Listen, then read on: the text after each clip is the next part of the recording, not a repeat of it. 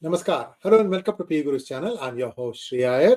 Today we have Sriram Seshadri joining us. He should have joined us last night, but because of some other commitments, he could not do it. So here he is today, and we have some breaking news. Just moments ago, we saw a tweet from the BJP Tamil Nadu President Annamalai saying that he is going to be suing a Tamil Nadu minister for something that happened in the last few days. To know more about that and a few other things, we'll be talking to Sriram Seshadri. And first, please like, share, and subscribe to our channel, and also like this video. Here we come. Here we shall. Excuse me. Here is Sriram Seshadri. Namaskar. Sir, namaskar. How are you? I'm doing well, sir. I was having hot liquid, and I think I scalded my lips a little bit, so my tongue is not twisting the way it should be. By the way, this is my daughter gave it to me when she announced that she was in the family way. So awesome. Sir, the question is, just moments ago, Annamalai has said that he is going to be suing Mano Thangaraj. No, I wanted to get that hashtag. Mano. That is the hashtag. Okay, I'm not saying anything about Mr. Mano Thangaraj. That he'll be suing him for 1 crore for defamation. So what is the background of this, and why is it that this time Annamalai said that I'm going to throw the gauntlet? God damn it, you can't say like this. Go ahead, sir. Thank you, sir. Namaskaram to 𝗖𝗚𝘅's viewers. Importantly, last week or so, there has been a hot topic being discussed in Tamil Nadu with respect to the milk producer and supplier of the state called 𝗼𝗚𝘅. 𝗼𝗚𝘅 is the brand name and the company or organization that procures milk from various cooperative societies and then pasteurizes it, processes it, and then sells it to the public. So as per FSSAI, our Food Safety and Security Authority of India, there are guidelines for what should be the content or definition of the milk. So for example, there's a double toned, standardized, and whole milk. So the double tone has a 1% fat, toned milk has a 3%, and standardized milk has a 4.5% milk and then fat, and then wholesome milk has about 6% fat. So what happened in the last few years, when 2006 to 2011, when Karunanidhi was in power, Tamil Nadu, this 𝗼𝗚𝘅 used to procure about 22 lakh liters from the milk producers. And between 2011 to 2021, when Jayalalitha was in power, she gave a lot of this free, cows to household people to as part of their livelihood. And hence the procurement increased to 38 lakh liters per day from these consumers. But 2020, and when 𝗏𝗚𝘅 Palaniswamy, the ADMK government demitted office in 2021, 𝗼𝗚𝘅 had a stock of nearly 25,000 tons of the milk powder and 10,000 tons of butter. And within the 6 months coming to power, they sold all these milk powder and butter to the open market for various reasons. We'll see what is the reason behind it. And they reduced the procurement of milk from 38 lakh liters to around 26 lakh liters. Give or take the numbers, but that is a reduction of the milk quantity that they have come. 𝗼𝗚𝘅 started supporting only to that extent. What happens is, normally the milk would have about 3 to 3.5% fat. Now, when you buy buffalo milk and cow milk and then mixtures and then process it, the average would be about 3 to 3.5. The green packet, which is a standardized milk that 𝗼𝗚𝘅 used to sell, they used to sell at 44 rupees per liter. And they used to buy it at about 34 liters per liter for milk from the milk producers. So because of that, there was a margin available for 𝗼𝗚𝘅 to play around. Whereas they increased the price of price of the wholesome milk to about 12 rupees per liter. And because of that, a lot of people started buying this standardized milk. And because their procurement was low, they started buying the milk powder from Maharashtra and butter, or rather milk powder from Maharashtra and butter from Rajasthan, and they started their total cost of manufacturing per liter became 60 rupees, and they had to sell it at 4.5 standardized milk at 44 rupees, which they didn't want to increase because otherwise there will be a public outcry. So because of that, Avin started incurring huge amount of loss. So they withdrew this particular brand of milk from the market slowly by diverting the same package. Everything was there, but they started reducing the fat content from 4.5% to 3.5% of fat content, but kept the price same.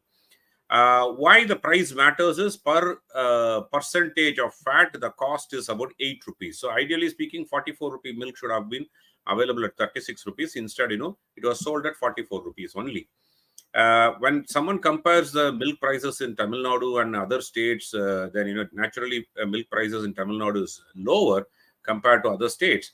But it could have been managed much better than this. So the last 1 week, the controversy here is Annamalai picked up this issue, saying that you are coming out with a new brand of milk or new type of milk, which doesn't, which is against or violates the FSSAI norm. It's neither 3%, which is the toned milk, nor 4.5% milk, which is a standardized milk as per the norms. And you don't have an exception also for 3.5% fat content. But the price is the same. That is why Annamalai tagged this in Tamil called 𝗘𝗚𝘅 𝗢𝘚, which means fat thief. Okay, fat thief. Literal transliteration is fat thief. But at the same time, keeping the price as is. So naturally, the end consumers are impacted.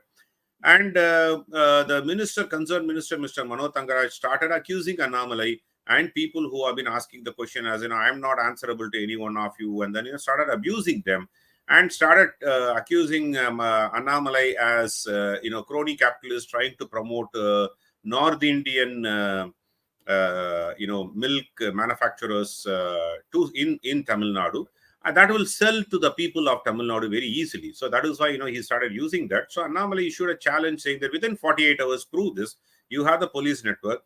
And without having proper evidences, you could not have made this allegation. Either you prove this within 48 hours or you, give a public apology with respect to that. Otherwise, the further actions would be taken. Today morning, Mano Thangaraj actually tweeted saying that he'll neither apologize nor will give any proof, or he's not answerable to anybody. So Annamalai actually about a half an hour back, he had tweeted now that he's sending a legal notice, defamation case to Mano Thangaraj, saying that he had accused him in public, and hence defamation suit for 1 crore rupees. And he said that 1 crore rupees would be given to the benefactors of milk producers. I think that's the crux of this issue.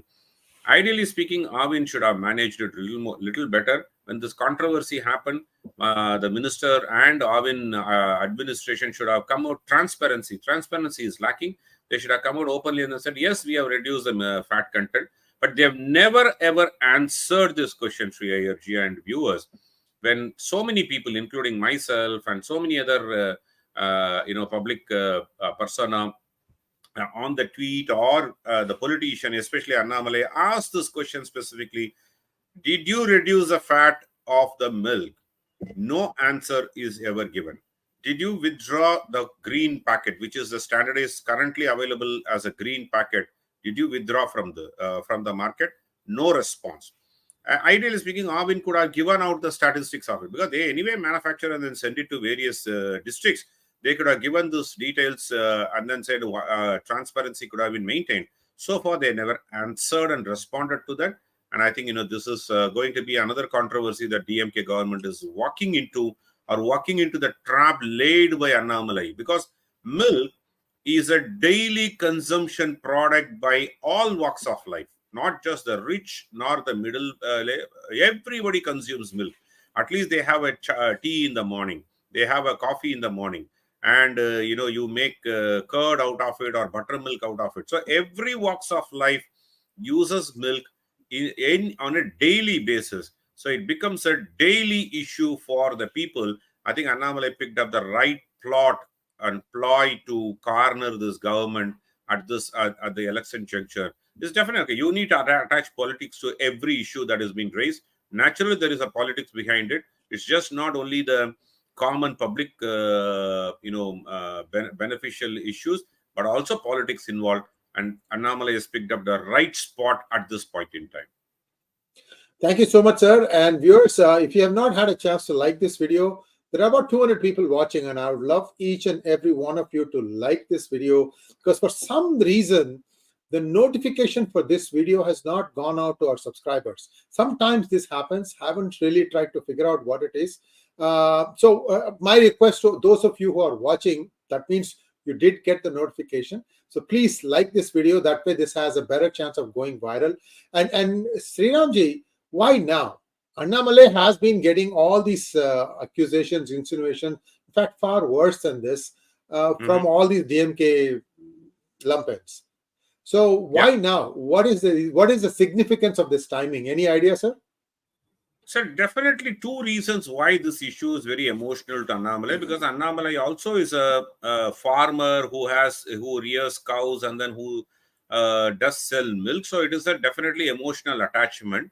And secondly, absolutely, as I told you in the last last minute of my explanation, there is politics involved. And the politics is, see, there is a sand mine issue that is happening. There are a lot of scams, ED pitching into, corner DMK. But important aspect is, this is a daily walks of life. Daily walks of life of impacts people in all sects of people. And hence, this is definitely an excellent political ploy. And more importantly, he has sufficient amount of data. Annamalai, at least to an extent, having known him for quite some time, to an extent, never makes a statement just because, he wants to make a rhetorical statement, especially such accusation. He collects all evidences. He collects every data point before he starts jumping into the issue. And then, unfortunately, what happens is people fall into the trap. Senthil Balaji did that, and we now see him where he lands. I'm not going to link those two, but then at least he was instrumental in creating a public euphoria about a lot of the STASMAC issues and all. Of course, there are other YouTube channels, especially one of the private YouTube channel person used to provide a lot more information on the public. Same with sand mine now. The same person keeps doing that, but Annamalai picks his plot very carefully. So wherever he has sufficient amount of data points, he goes after the DMK administration. But one thing is very clear. This is how Mano Thangaraj comes from Kanyakumari region, where BJP is very, very strong. Naturally, politically corner him in his home district also, because even in Kanyakumari, this problem arises. The milk is being used, and then even in southern districts of Tamil Nadu, where BJP is becoming much more stronger, and Mano Thangaraj represents that region. So naturally, it is politics behind it, and absolutely politics behind it. One thing that I fail to understand is these are commoners' issues, and ADMK is nowhere. Even though ADMK has become slowly hyperactive in social media and in election campaigning, though they are much late, but they are lacking. They are not taking some of these issues. They could join hands, and then they could, even though ADMK and BJP is split electorally, but they could actually go much more stronger on such opposition to DMK.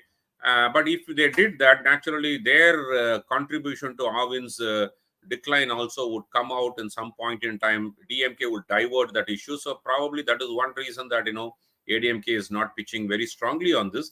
But this is pure electoral politics. That is why the timing. And moreover, this issue is happening from May 2023 onwards. The green milk is 100% withdrawn only very recently. I think in the last 1 week or so.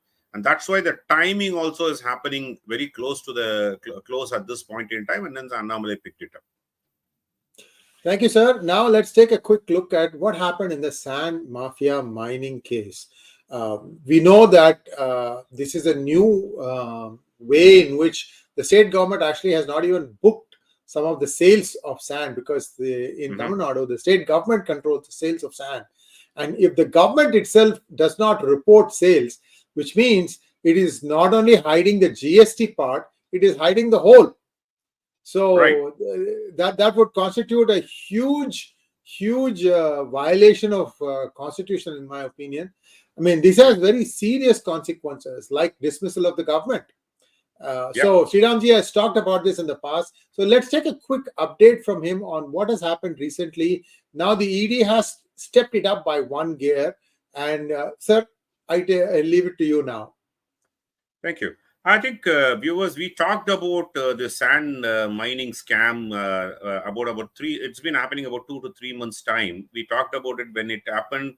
We broke the news of linking this to state government evasion of tax. I think, this is the first ever time in independent India we are hearing that elected government is evading tax. So that is when ED stepped in. And then, they actually triangulated all the evidences that they have, or, to create a case for this. The triangulation happened. The one data point they took is, what is the amount of sand that has been mined and sold in Tamil Nadu that is available from the department? I think 16 crores per annum is what they reported. And they triangulated that with the construction activity that has been happening in Tamil Nadu, and then said, for the construction activity, what is a reasonable quantity that may be required to do the construction activity? And then they actually took that amount. Then they, brought in experts like IIT Chennai, along with ISRO's, image mapping. They took all the sand mining areas and then say, they took for a period of time what are all the images that they have, and then IIT experts have given certain volume of sand had been mined based on the comparison of the images that the ISRO had taken on these parts of the world. And they have triangulated all these, and then they came up with an estimate of bare minimum 7,000 crores of unaccounted sand had been sold fraudulently, and which means there is about 350 to 400 crores of GST violation has happened, evasion has happened. So these are the two data points on which they started investigating, and then the director of Water Resource Department went absconding for quite some time. I think the ED traced him, and then he appeared for the summons and then disposed before the ED about a week or 2-3 days before this beginning of this week. And that's a background on which so they have also issued summon to the Water Resource Department Ministry. Mr. 𝗖𝙧𝙤𝗀𝗼's son, 𝗖𝙧𝙤𝗀𝗼's son also had been issued a summon, I think yesterday or so, and he is a sitting MP. Kadir Anand is a sitting MP of this session, this parliament. So these are the actions they took. But the last 1 week, there's additionally ED went one step further and then tightened the noose a little bit further. They issued a notice summon to 8 district collectors, wherein all these sand quarries are being established. One may wonder why the collectors should be involved, because they don't directly get involved in the sand mining. Only the Water Resource Ministry does the sand mining, and then they account for it.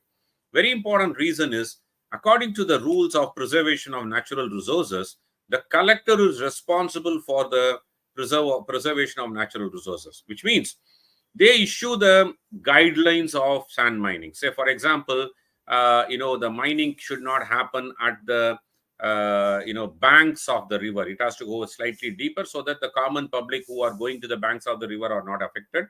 And the mining should happen only using 2 pocline machines in the quarry, not more. The third is, not more than 1 meter depth can be excavated, because they cannot just take away the entire resources, so they need to allow the river to function. And if any point in time this sort of a sand mining is going to change the course of the river, then that mining should stop. These are some of the fundamental ones, apart from the documentation and other principles and guidelines.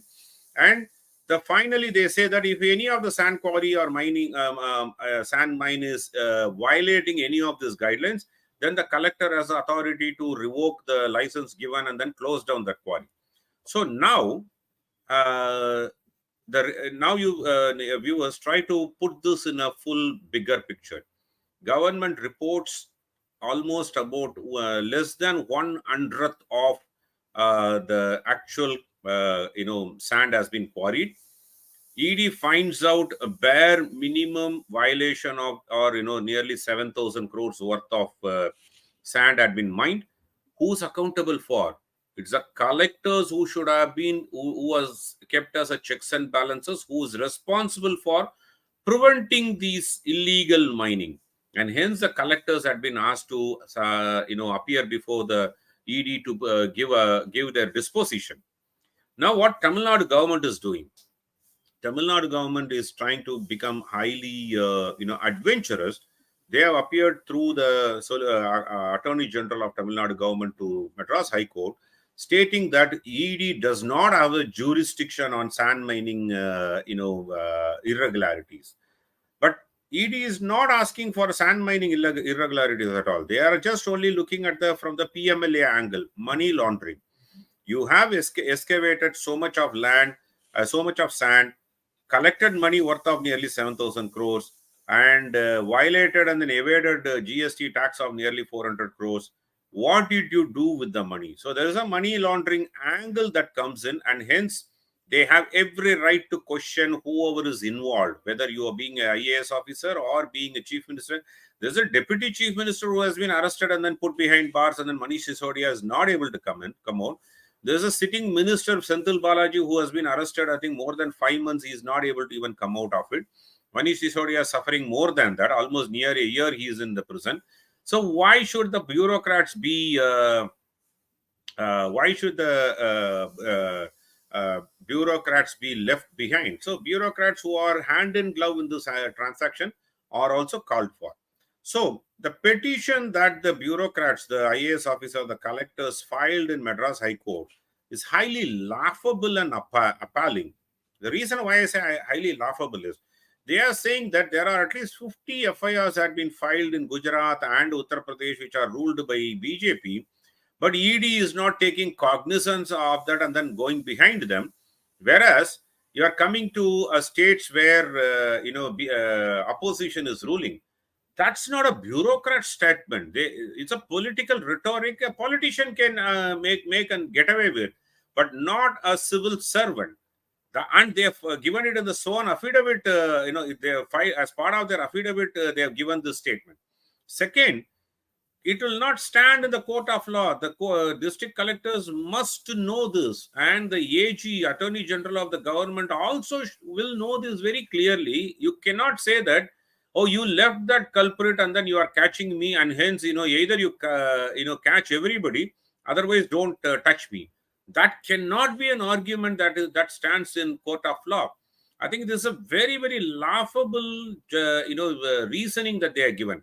Of course, you talk about, whether the GD has a jurisprudence or not. That is a different story altogether. That court will decide.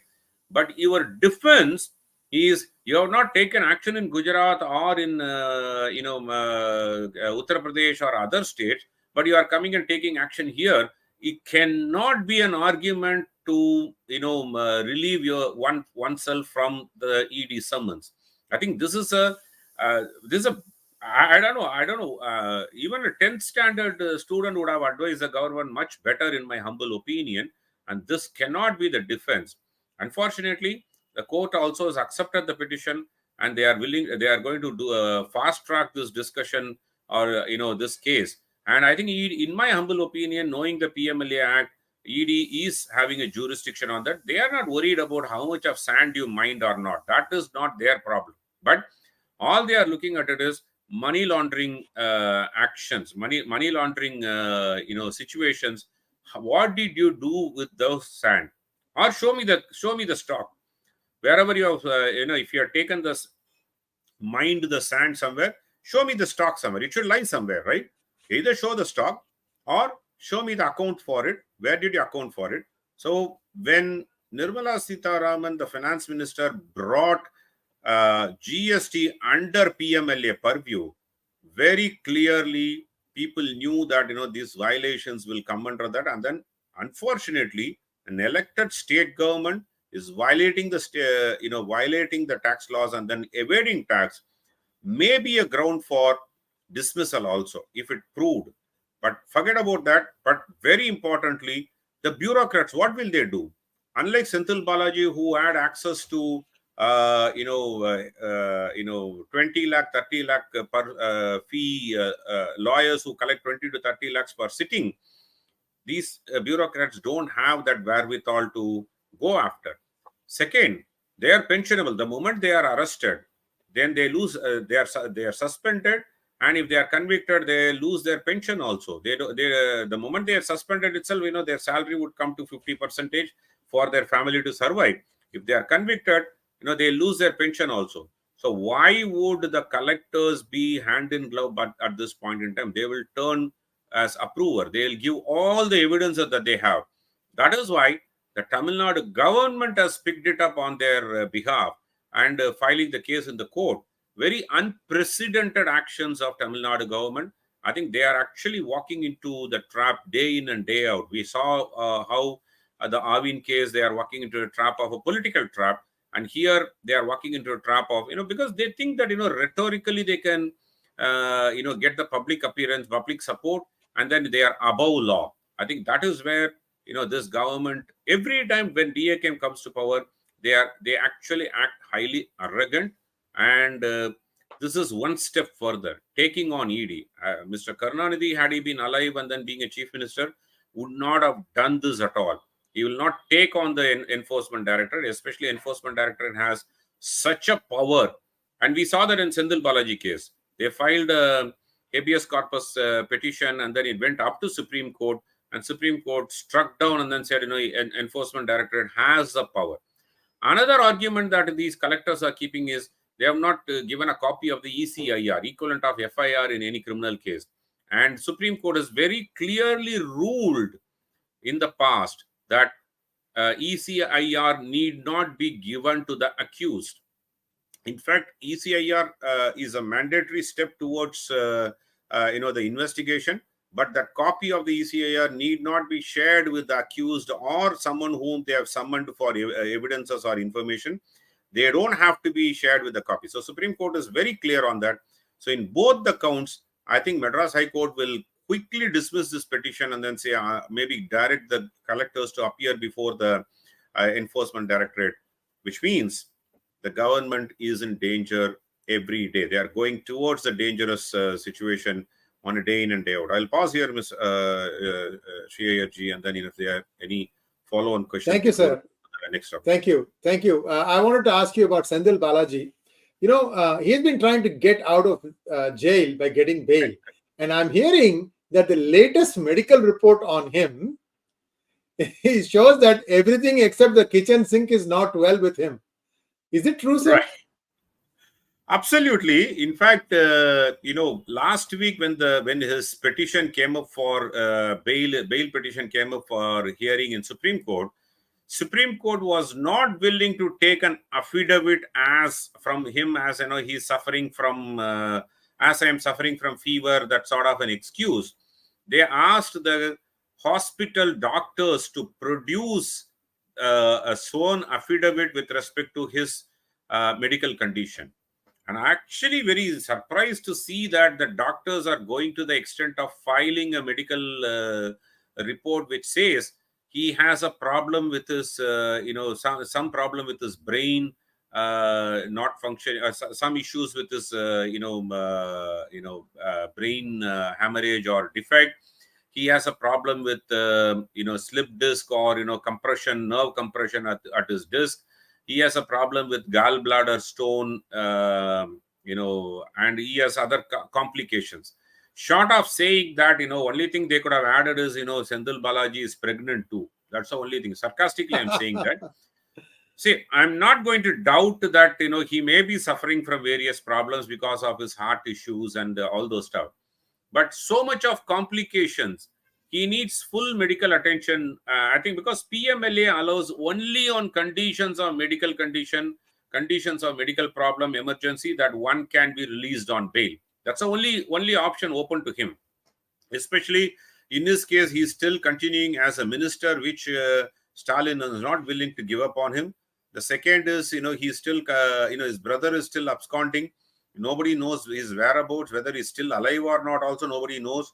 Hopefully that, he is not in danger at this point in time. So Supreme Court is not going to listen to any other argument for his releasing on bail except a medical condition. In this case also, in my humble opinion, because Manish Sisodia tried all this, the Supreme Court is not very sympathetic about it. So in this case also, and only Satyendra Jain, they gave an interim relief for him to get attended to a medical problem.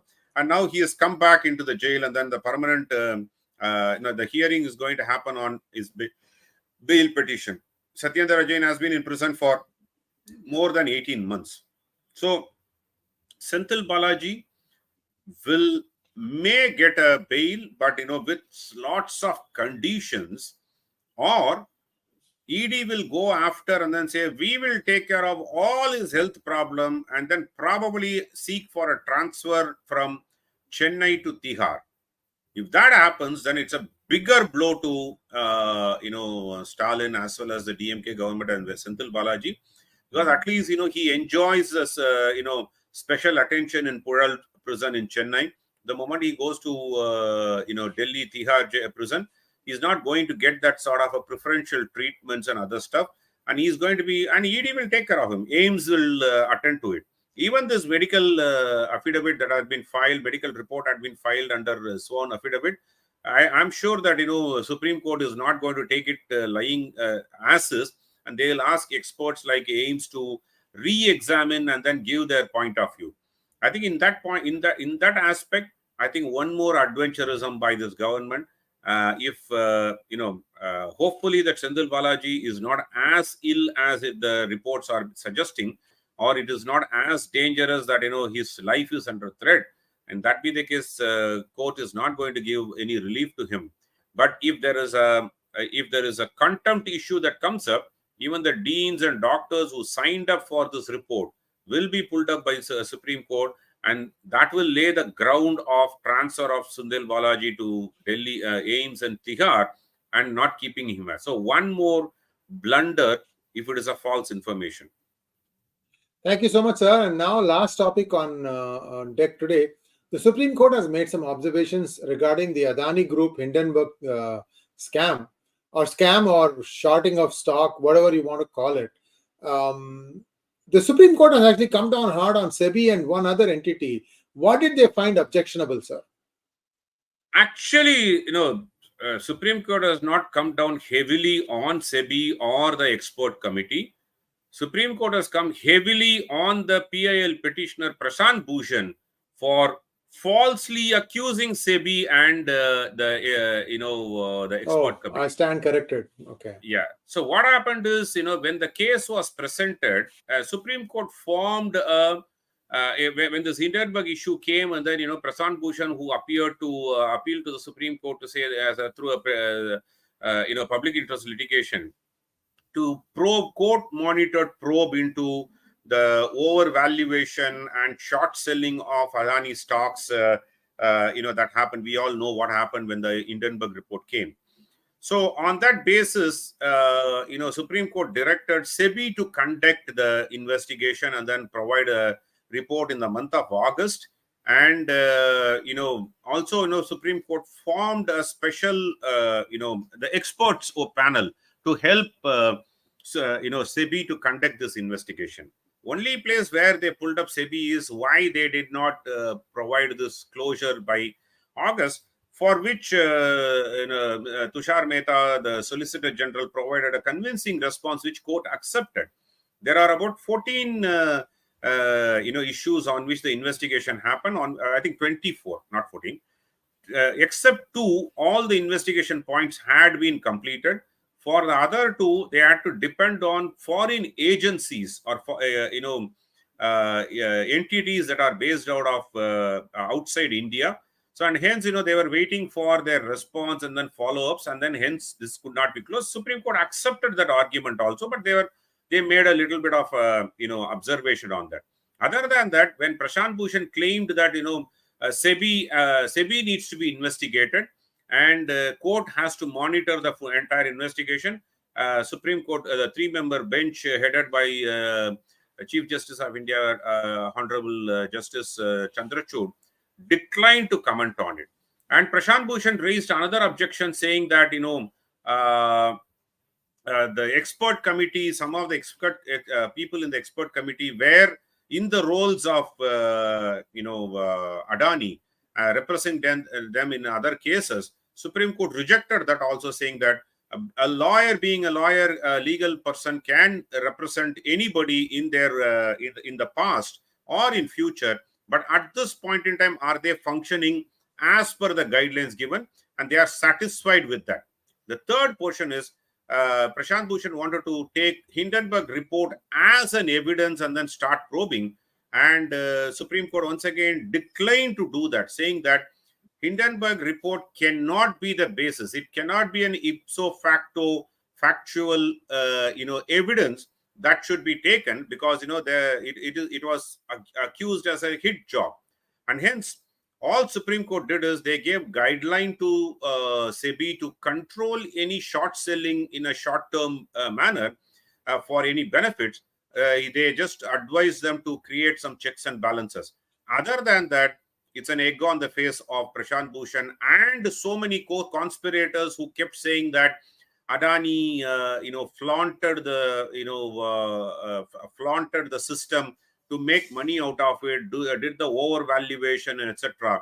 I think Supreme Court came heavily on all those co-conspirators, and now everybody will go silent, because what they wanted to achieve is a nexus between Adani and Modi, and unfortunately that could not be established. They wanted to create that Adani is overvalued, probably overvalued, no problem about it. Probably there are some investment happening through their own organization from abroad, but there's no way that one could prove that the investment happens, their own money is getting invested to boost the value of the shares.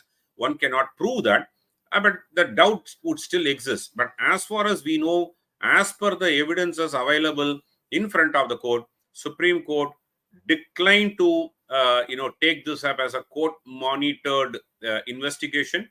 And then they are satisfied with the SEBI. They are absolutely satisfied with the expert panel and closed this case. I don't know whether it's closed once and for all, but at least closed this case at this point in time, which actually is, what do you call? It's a failure for the opposition to have this as a poll plank for 2024. They lost the case in this. Thank you so much, Sriramji. And now let's take a few questions, please.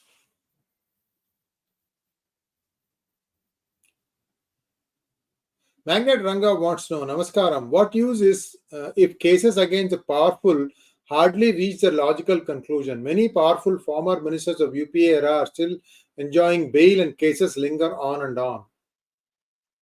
Good question, Magnet Ranga, but I see only one exception to that. The question is, whoever has money, just not powerful, whoever has money, the law gives them so much of opportunities for them to get away from the clutches of the punishment. Only the poor. So one example I want to cite is there is one case in Madras High Court that came about 10 years back or so, which were going on for several years. And one of the, municipal,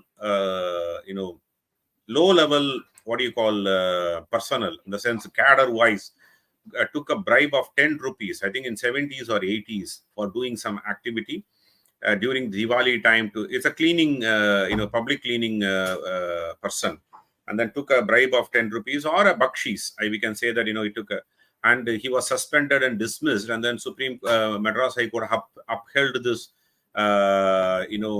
decision by the department. So we see crores and crores, thousands and tens of thousands of crores are being swindled, but those ministers go scot-free. But for 10 rupees, someone is being, punished for life.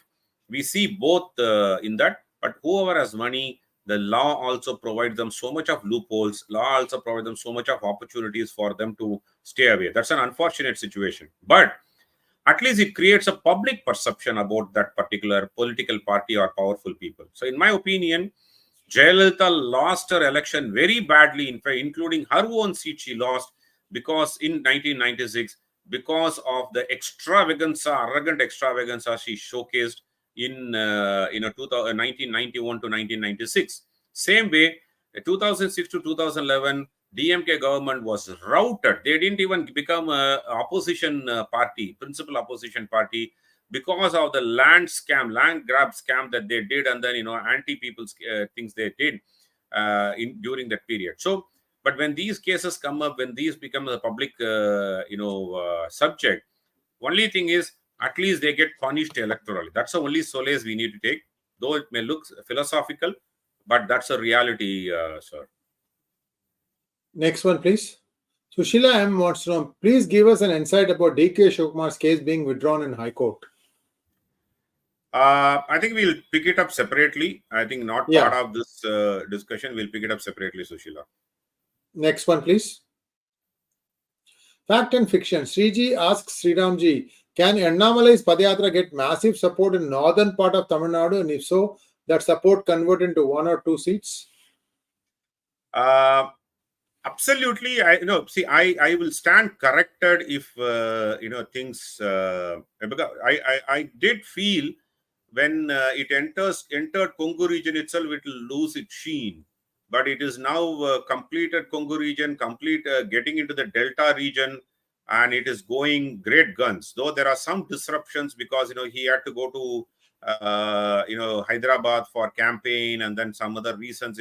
There's a lot of pauses that is happening, but the massive support that he's getting keeps continuing and not even reducing. Because in a Delta region, BJP hardly have any presence.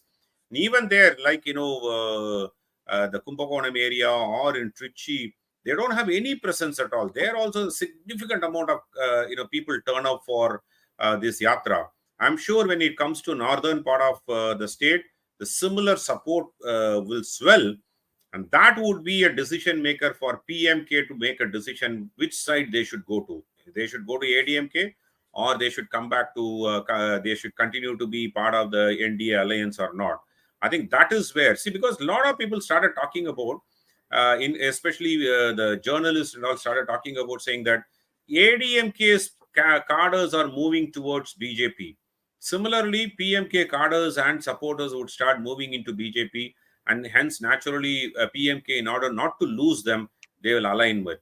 I'm sure whether seat conversion would happen or not, I'm still at this point in time, I'm still not in a position to put a finger and say these are the seats that they will win. But northern part, except Vellore, I don't see any prospects for BJP or NDA to win. Though a lot of people keep saying Southern Chennai, South Chennai, but they keep forgetting that Sholinganallur had been added to South Chennai, and then any support base or the percentage vote base has tilted towards against BJP when this came in 2019 itself. Sholinganallur was with Southern Chennai, and if people are looking at Southern Chennai is one option, I'm very skeptical about it. Thank you so much, sir. And that brings us to a close of today's program. Viewers, please like, share, and subscribe to our channel. Don't forget to click on the bell button for notifications. Thank you so much, Sriramji, for adjusting to a new time slot today. We'll be back again next week at Friday night at 8 p.m. Namaskar. Yeah. Namaskar. Thank you.